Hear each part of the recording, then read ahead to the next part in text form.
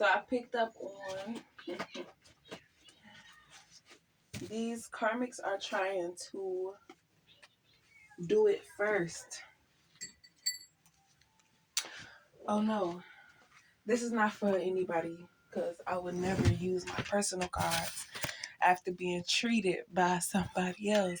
Anyways, but these karmic feminines are okay. So if it is true that you have options, it could be options in collaborating with people, and it could be something simple as collaborating and the people seeing your personality. So these karmics know that they only have looks and that they're mentally unstable, mentally ill. Like they have things that if they were to themselves, I don't know. They depend on their looks to get them what they want. They didn't actually realize that they would have to put in work. It's like they thought that their looks were good enough for the masculine, but really the masculine is like, okay, now I'm over the looks, I'm over that. What else can you provide for me?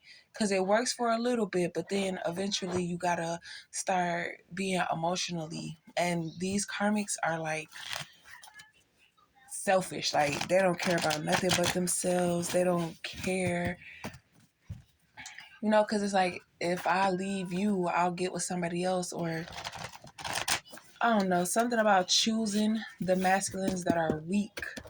Just how these masculines choose females that are weaker so that they could run game on them and use their looks and all that stuff like that.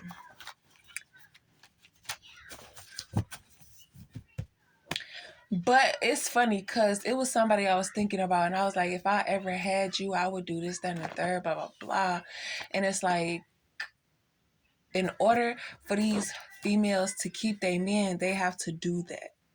So if you're waking up and you're fantasizing to these masculines what you would do, then these karmics have to do that all the time and all that stuff like that. Because there was one point where I would wake up and I would clean up every day and I would record it and all that stuff like that. And people were watching and I would hear them say, girl, sit down because I'm not finna do this again. Or I'm tired. I don't want to have to do, like, I done did it already. Like, let's do something else basically, because they're tired of doing the same stuff every day. And it's like, well, stop trying to portray yourself as somebody else when you need to be yourself. Like, that's why God made you in the eyes of him or whatever. And not for you to try to mimic somebody else's life because he already has somebody for that life and it's not you. So it's funny because now and then what's funny is you're always going to be exposed to being able to see what's tea. What it takes to get there. Yeah. So it's like, oh, you wanted to do this with him because they have some type of thing of trying to make divine feminine jealous. So it's like, oh, you're manifesting with my man and he expecting me to do this and I'm doing it and I do it good, don't I? Ha, you wish you were here. And it's like, actually, I don't. I just wanted to, now that I'm catching on to stuff, it's not doing it on purpose.